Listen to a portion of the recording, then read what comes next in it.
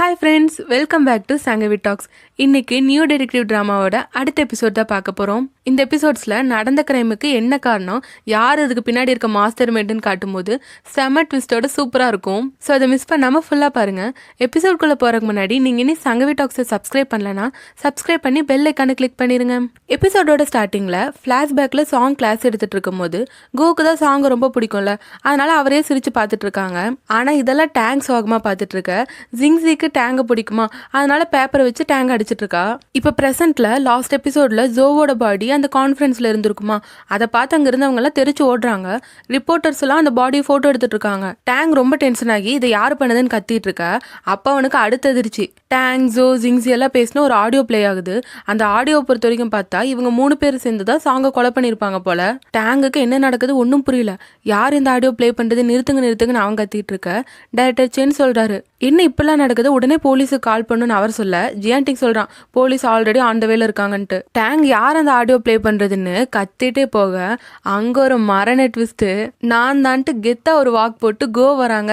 நீ அதெல்லாம் பண்ண டேங்க் சாக்காக இத்தனை நாளா அப்பாவே ஒரு குழந்தை முகத்தை வச்சிருப்பாங்களோ, அந்த முகம் எங்க போச்சுன்னே தெரியல. ஒரு மாஃபியா மாதிரி லுக்ல மாசா நடந்து வராங்க. அவங்க டேங்க பார்த்து நீ ப்ரொஃபசர் சாங்குக்கு பண்ணதான் நான் உங்களுக்கு பண்ணிட்டு இருக்கேன்னு சொல்ல இவன் சாக்காயிரான். போய் ரிப்போர்ட்டர்ஸ் எல்லாம் போட்டோ எடுக்காதீங்கன்னு சொல்லிட்டு இருக்கான். கோவும் வில்லத்தனமா இவனை முறைச்சு பார்த்துட்டு இருக்க. அங்க போலீஸ்லாம் அரைவ் ஆயிடுறாங்க. கேப்டன் ரூவும் போலீஸ்காரங்க கிட்ட இங்கிருந்து யாரும் ஸ்டேட்மெண்ட் கொடுக்காம கிளம்ப கூடாதுன்னு சொல்லிடுறாரு. டேங் எல்லாம் போச்சுன்னு உட்காந்துட்டு இருக்க. டைரக்டர் சென் கேப்டன் ரூ கிட்ட சொல்றாரு, இங்க பிளே ஆன ஆடியோ பார்த்தா ப்ரொஃபசர் சாங் ஆக்சிடென்ட்ல இறந்திருக்க மாட்டார் போல, இவங்க தான் அவரை கொலை பண்ணிருக்காங்க, அவங்ககிட்டே கேளுங்கன்னு சொல்ல டேங் வந்து என்ன நடந்துச்சுன்னு பிளாஷ்பேக்கை செம ட்விஸ்டோட சொல்றான். என்னன்னா இதுக்கு முன்னாடி ப்ரொஃபசர் சாங் வந்து ஒரு ப்ராஜெக்ட்ல இருந்திருக்காரு. அந்த ப்ராஜெக்ட்டுக்கு டேங்கு ஜோ ஜிங்ஸி எல்லாருமே ஹெல்ப் பண்ணியிருக்காங்க. அந்த ப்ராஜெக்ட் பத்தி அன்னைக்கு சீனியர் சொன்னால, அதாவது இந்த ப்ராஜெக்ட்ல எஃபெக்டிவான ரிசல்ட்ஸ்லாம் கிடைக்கும். ஆனா அந்த ப்ராஜெக்ட் மூலமா உலகத்துல இருக்க எல்லா பட்டாம்பூச்சியும் அழிஞ்சு போயிடும். ஸோ அதனால சாங் அந்த ப்ராஜெக்ட் வேணான்னு சொல்லியிருப்பாரு போல.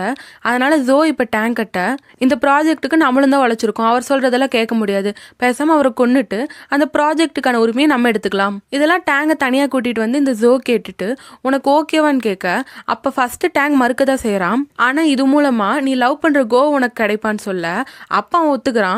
அப்ப அந்த வழியா போன ஜிங்ஸிக்கு இவங்க பேசுறது கேட்டுருது. அவ வந்து எட்டி பார்க்க இவங்க டக்குன்னு அங்கிருந்து ஓடிடுறானுங்க. அதுக்கப்புறம் டேங் கோ கிட்ட போய் நம்ம டின்னர் போலாமான்னு கேட்க கோக்கு புரிஞ்சிருது இவன் லவ் பண்றான் போலன்ட்டு. என்ன மன்னிச்சிருங்க, ஆனா நான் ப்ரொஃபசர் சாங் லவ் பண்ணிட்டு இருக்கேன். எங்க நான் அவர்கிட்ட சொன்னா அவர் டீச்சரும் ஸ்டூடெண்ட்ஸும் லவ் பண்ணக்கூடாதுன்னு சொல்லிடுவாரோன்னு பயந்துட்டு தான் நான் இனி ப்ரொப்போஸ் கூட பண்ணாம இருக்கேன். உங்களை என்னால் லவ் பண்ண முடியாது, சாரின்னு அவங்க கைண்டா சொல்லிட்டு அங்கிருந்து கிளம்பிடுறாங்க.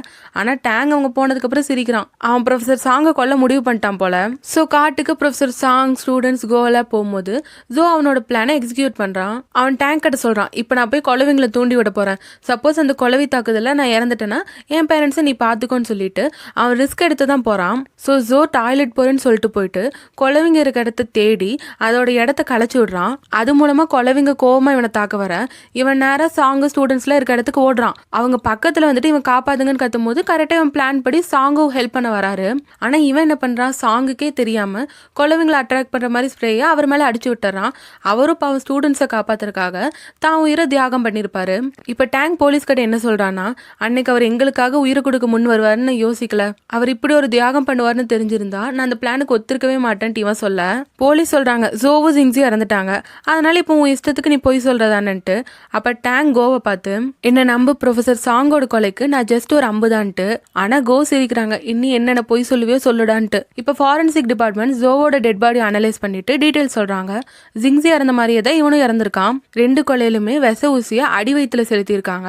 அது காரணம் அப்பதான் சீக்கிரம் உயிர் போகும்ட்டு. இவங்க 2 கொலையிலும் இருக்க ஒரு டிஃபரன்ஸ் என்னன்னா, ஜிங்ஸியோட கொலையில ஒரு வகைப்பட்ட கொலவிங்க இருந்திருக்கும், ஆனா ஜோவோட உடம்ப சுத்தி 2 வகையான கொலவிங்க இருந்திருக்கும். அப்ப யார் இந்த கொலையை பண்ணிருப்பாங்கன்ட்டு எல்லாரும் யோசிச்சுட்டு இருக்க.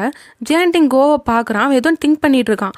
ஆனா போலீஸ் கேட்கும் போது டேங்க் தான் அந்த கொலையை பண்ணிருப்பான். அவன் ஜோவி ஜிங்ஸி கொலை பண்ணிட்டானா ப்ரொஃபசர் சாங்கோட விஷயம் யாருக்கும் தெரியாம இருக்கும்ல, அதனாலதான் அவன் இப்படி பண்ணிருப்பான்னு ஜியான்டிங் சொல்ல கேப்டன் ரூ கரெக்டா ஒரு கொஸ்டின் கேட்கிறாரு.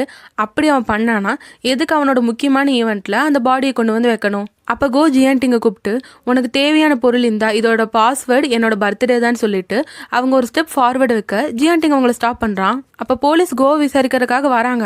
ஆனால் டேங்க் திடீர்னு கத்துறான், அந்த 2 கொலையுமே நான் தான் பண்ணேன், அவங்க தொடர்ந்து என் ப்ராப்பர்ட்டிக்கும் ப்ராஜெக்ட்டுக்கும் தொல்லை பண்ணிகிட்டே இருந்தாங்க, அதனால தான் பண்ணிட்டு அவன் நிறைய ரீசன் சொல்கிறான். நான் தான் அவனை கொலை பண்ணன்ட்டு டேங்க் உறுதியாக சொல்ல ஜியான்டிங்கும் சொல்கிறான் அவனே சொல்லிட்டாலும் அவனை அரெஸ்ட் பண்ணுங்கன்ட்டு.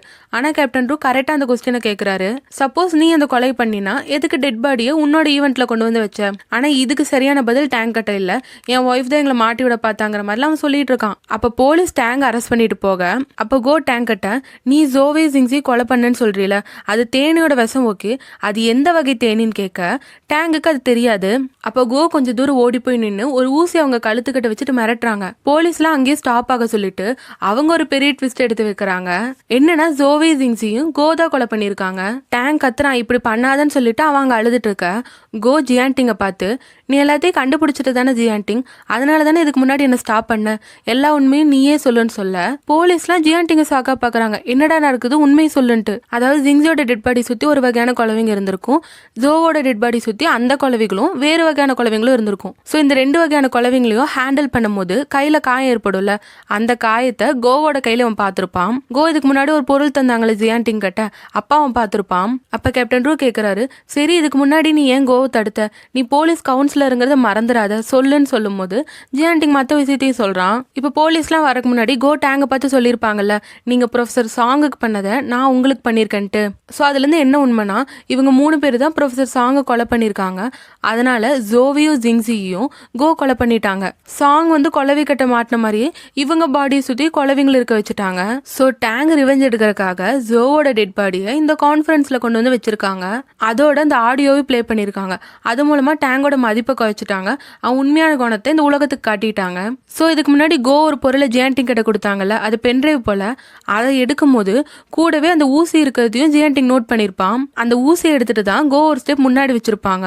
ஸோ அவங்களோட அடுத்த மூவ் டேங்கை கொலை பண்றதுன்னு ஜியான்டிங் கெஸ் பண்ணியிருப்பான். அதனால தான் அவன் கோவை ஸ்டாப் பண்ணியிருக்கான். அப்ப கேப்டன் ரூ ஜியான்டிங்கை கோவமா தள்ளி விட்டு நீயே இதை எங்ககிட்ட முன்னாடியே சொல்லன்னு கேட்க ஜியான்டிங் எப்பயுமே போலீஸ் பாயிண்ட் ஆஃப் வியூலேருந்து யோசிக்க மாட்டான். அவனை பொறுத்த வரைக்கும் நியாயம் யாருக்கிட்ட இருக்கோ அவங்களுக்கு தான் சப்போர்ட் பண்ணுவான். ஸோ டேங்க் தப்பு பண்ணியிருக்கான்ல, அப்பனா அவனுக்கு அந்த தண்டனை கிடைக்கணும் தான் அவன் அமைதியா இருந்திருப்பான். இதை கேட்டுட்டு கேப்டன் ரூ அவனை முறைச்சிட்டு இருக்காரு. அப்ப போலீஸ்காரங்களுக்கு ஒரு சந்தேகம், அன்னைக்கு இவங்க கோ விசாரிக்கும் போது ஜிங்ஸி கொலை நடந்தப்ப இவங்க ஆன்டி அங்கிள் வீட்டுல இருந்ததா சொல்லியிருப்பாங்க, அந்த போட்டோஸ் கூட ப்ரூஃபா காட்டியிருப்பாங்கல்ல, அது எப்படின்னு கேட்க ஆக்சுவலா கோ இந்த பிளான் போடும்போது அவங்க ஆன்டி அங்கிளை அவங்க ஊர்ல இருந்து இங்க கூட்டிட்டு வந்து பக்கத்துல ஒரு வீடு எடுத்து தங்க வச்சிருப்பாங்க. ஸோ அந்த வீட்டுல இருந்தா அன்னைக்கு வீடியோ கால் பேசினது போட்டோல எடுத்திருக்காங்க. இதெல்லாம் கேட்டுட்டு டேங்க் கோ கிட்ட கேட்கறான், நீ அந்த அளவுக்கு என்ன வெறுத்து கொலை பண்ணுன்னு நினைச்சியான்ட்டு. ஆனா கோ சொல்றாங்க, அன்னைக்கு நீங்க 3 பேர் பேசின ஆடியோ நான் கேட்டப்ப ஜோ மேலேயும் ஜிங்ஸி மேலேயும் எனக்கு ரொம்ப கோவம் வந்துச்சு, ஆனா அந்த கோவம் ஊ மேல வரல. ஜிங்ஸி என்னை டிவோர்ஸ் பண்ண சொன்ன போதும் நீ பண்ணல, நீ என்ன அந்த அளவுக்கு லவ் பண்றேன்னு நினைச்சுதான் நான் உன்னை மட்டும் உயிரோட விட்டு வச்சிருந்தேன். அதோட நேத்து கூட நான் உங்ககிட்ட கேட்டேன்ல, இந்த கான்ஃபரன்ஸ்லாம் வேணாம், இதெல்லாம் தூக்கி போட்டு நம்ம போய் நிம்மதியான வாழ்க்கை வாழலான்ட்டு. ஆனா அப்ப கூட நீ இந்த ப்ராஜெக்ட் தான் உனக்கு முக்கியம்னு, நீ நேத்து மட்டும் நான் சொன்னதுக்கு சரின்னு சொல்லியிருந்தீங்கன்னா இதெல்லாம் நடந்திருக்காதுன்னு சொல்ல அப்ப டேங்க் ஷாக் ஆயிட்டு அலறான், நான் இதெல்லாம் உனக்காக தானே பண்ணேன்ட்டு. ஆக்சுவலா இதுக்கு முன்னாடி டேங்க் அழும்போது கோ சமாதானப்படுத்துற மாதிரி காட்டியிருப்பாங்கல்ல, அப்போ கோ வந்து இன்டென்ஷனலாக தான் கேட்டிருக்காங்க, நம்ம வந்து இந்த ப்ராஜெக்டை கைவிட்டுட்டு நிம்மதியாக வாழலான்ட்டு. ஆனால் டேங்க் அதை புரிஞ்சுக்காம இந்த ப்ராஜெக்ட் வேணும்னு நின்றுப்பான். ஸோ இவ்வளோ நடந்ததுக்கு அப்புறமும் டேங்க் அந்த ப்ராஜெக்ட் மேலேயே தான் குறியா இருந்திருப்பான். அப்போ கோ டேங்கை பார்த்து நீ மட்டும் நேற்று சம்மதிச்சிருந்தீங்கன்னா நான் உன்னை நம்பியிருப்பேன்னு அவங்க சொல்லிட்டு இன்னொரு விஷயம் சொல்றாங்க, அதுவும் நேற்று ஜியான்டிங் என்கிட்ட சொன்ன உண்மையை கேட்டதுக்கு அப்புறம் நான் உன்னை என்னைக்குமே மன்னிக்க மாட்டேன்னு சொல்றாங்க. அப்போ டேங்க் சாக்கா ஜியான்டிங்கை பார்க்கறான், அப்படி என்னடா சொன்னேன்ட்டு. அப்போ கோ டேங்கை பார்த்து நீ என்ன ரொம்ப லவ் பண்றீல, அப்பனா உனக்கு ஏத்த பனிஷ்மெண்ட் இதுதான் சொல்லிட்டு கோ அந்த ஊசியை வச்சு அவங்களே குத்திக்கிறாங்க. போலீஸ் உடனே கோவை ஹாஸ்பிட்டல் கூட்டிட்டு போக டேங்க் உட்காந்து கதறி கதறி அழுதுட்டு இருக்கான். கார்ல ஹாஸ்பிட்டல் போயிட்டு இருக்கும்போது கோ ஜியான்டிங் பார்த்து சொல்றாங்க, சாய் கிட்ட நான் மன்னிப்பு கேட்டேன்னு சொல்லிரு, அன்னைக்கு அந்த டேங்குக்காக நான் சாய் கிட்ட போய் சொல்லிட்டேன். அதோட ப்ரொஃபசர் சாங் பத்தி ஞாபகங்கள்லாம் இருக்கும்ல, அதெல்லாம் ரொம்ப எமோஷனலா இப்போ கோ சொல்லிட்டு இருக்காங்க. ஜியான்டிங் சொல்றா, நீங்க எதுவும் பேசாதீங்க, கொஞ்ச நேரம் அமைதியா இருங்கன்ட்டு. உயிருக்கு போராடுற நிலைமையில கோ ரொம்ப எமோஷனலா பேசிட்டு இருக்காங்க. இப்போ ஹாஸ்பிட்டல் ரீச் ஆயிட்டாங்க, ஸ்ட்ரெச்சர்ல கோ வச்சு கொண்டு போயிட்டு இருக்காங்க. அப்ப கோவோட மைண்டுக்கு சில ஞாபகங்கள் வருது. என்னன்னா ப்ரொஃபசர் சாங் இறந்ததுக்கு அப்புறம் கோ நிறைய மெத்தட் ட்ரை பண்ணி சூசைட் பண்ண ட்ரை பண்ணியிருப்பாங்க. ஆனா அப்பெல்லாம் டேங்க் போய் காப்பாத்திருப்பான். அதுக்கப்புறம் அவங்கள காப்பாத்தி ஹாஸ்பிட்டல் அட்மிட் பண்ணிருக்கும் போது டேங்க் நைட்டு பகல்னு கோவை பத்திரமா பார்த்துட்டு இருந்திருப்பான். ஆனாலும் ஒரு டைம் அவங்க மிஸ் ஆயிருப்பாங்க. டேங்க் அவங்க எங்கன்னு தேடிட்டு இருக்க கோ அப்பயும் ஹாஸ்பிட்டல் மாடியில இருந்து சூசைட் பண்ணிக்கலான்னு போறாங்க. ஸோ கோ அந்த ஸ்டெப்ஸ்ல ஏறும்போது ஷாக் ஆகுறாங்க. என்னன்னா டேங்க் டேங் அவங்களுக்கு முன்னாடியே அந்த இடத்துல வந்து நின்றுட்டு இருக்கான். நீ இங்கே தான் வருவேன்னு தெரியும், சப்போஸ் நீ என் கூட வாழ நினைச்சினா நம்ம 2 பேரும் ஒன்னா வாழலாம், இல்ல இறக்குறதா உன் முடிவுனா 2 பேரும் ஒன்னாவே இறக்கலான்னு சொல்ல கோ ரொம்ப எமோஷனல் ஆயிருப்பாங்க. டேங் இவங்களை எவ்வளோ லவ் பண்ணியிருப்பான்ட்டு அப்பதான் அவங்களுக்கு புரிஞ்சிருக்கும். அதுக்கப்புறம் அவங்களாவே அக்செப்ட் பண்ணியிருப்பாங்க. ஸோ இதெல்லாம் நினைச்சு பார்த்துட்டு கோ கண்மோட அப்பயே கோ இறந்துடுறாங்க. இப்போ இன்ஸ்டியூஷன்ல காட்டினாங்கன்னா டேங் அரெஸ்ட் பண்ணிட்டு போறாங்க. அப்போ போலீஸ்க்கு ஒரு டவுட் என்னன்னா, ஸ்டேஜ்ல இருந்து ப்ரொஃபசர் சாங்கோட சிலையை எடுத்துட்டு அந்த இடத்துல ஜோவோட பாடி வச்சிருக்காங்க. அந்த சிலையே ரொம்ப வெயிட்டா இருக்கும். அதை ரிமூவ் பண்ணிட்டு இந்த பாடி வச்சிருக்காங்கன்னா கோவால் அது எப்படி தனியா செஞ்சிருக்க முடியும்? அவங்களுக்குன்னா அவ்வளோ ஸ்ட்ரென்த் இருக்கான்னு இவங்க இங்க யோசிக்க, அப்ப டைரக்டர் சென் சொல்றாரு அங்க பாருங்கன்ட்டு. என்னன்னா, அந்த காலேஜோட என்ட்ரன்ஸ்ல ப்ரொஃபசர் சாங்கோட சிலை இருக்கு. சூப்பர், இந்த சிலை இங்க இருந்தா தான் நல்லா இருக்குன்னு டைரக்டர் சென் பாட்டுக்கு இவங்களுக்கு எந்த பதிலும் சொல்லாம அவர் அப்படியே அங்க கேஷுவலா நடந்து போக போலீஸ்காரங்களா பாக்குறாங்க இவர் ஏன் இப்படி பண்றாருன்னு. ஆக்சுவலா ஒருவேளை இந்த சிலையை மாத்திருக்கு இவர் தான் கோக்கு ஹெல்ப் பண்ணிருப்பார் போல. ஆனா அதை நம்மளுக்கு வந்து வெளிப்படையா காட்டல. இதோட இந்த எபிசோட் முடியுது. இனி அடுத்த எபிசோட்ஸ்லாம் சீனியர் எப்படி கொலை பண்ணாங்க, அதோட கோ எப்படி இந்த உண்மையெல்லாம் கண்டுபிடிச்சு இதெல்லாம் பண்ணாங்கிறத ரொம்ப இன்ட்ரெஸ்டிங்கா சொல்லியிருப்பாங்க. ஸோ இந்த கேஸ் முடிஞ்சதுக்கு அப்புறம் இனி நிறைய சூப்பரான இன்வெஸ்டிகேஷன்ஸ்லாம் வெயிட்டிங். ஸோ இந்த டிராமால வர அடுத்தடுத்து இன்ட்ரெஸ்டிங்கான வேற லெவலான எபிசோட்ஸை மிஸ் பண்ணாம பார்க்க சங்கவி டாக்ஸை சப்ஸ்கிரைப் பண்ணி பெல் ஐக்கானை கிளிக் பண்ணிருங்க. இந்த வீடியோ உங்களுக்கு பிடிச்சிருந்தா லைக் ஷேர் பண்ணி சப்போர்ட் பண்ணுங்க. மீண்டும் அடுத்த வீடியோவில் சந்திப்போம். பாய்.